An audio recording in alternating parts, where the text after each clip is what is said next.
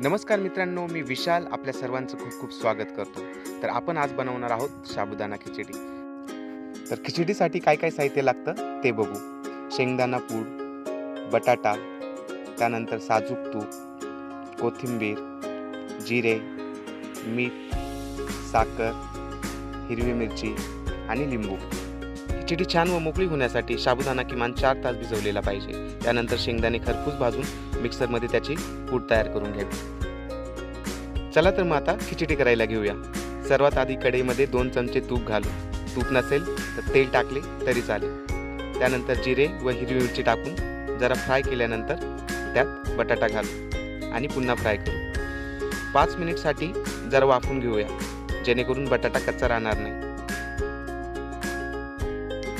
आणि नंतर चवीनुसार मीठ. आणि आता भिजवलेले साबुदाणे आणि शेंगदाण्याची पूड त्यात घालू आणि छान सर्व गोष्टी एकत्र करून घेऊ. त्यानंतर जरा साखर आणि लिंबू त्यात घालू आणि पुन्हा एकदा सर्व गोष्टी एकत्र करून घेऊ.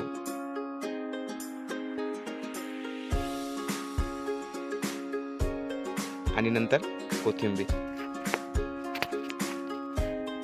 मित्रांनो, आपली साबुदाणा खिचडी तयार. तर आपल्याला व्हिडिओ कशी वाटली नक्की कळवा. धन्यवाद.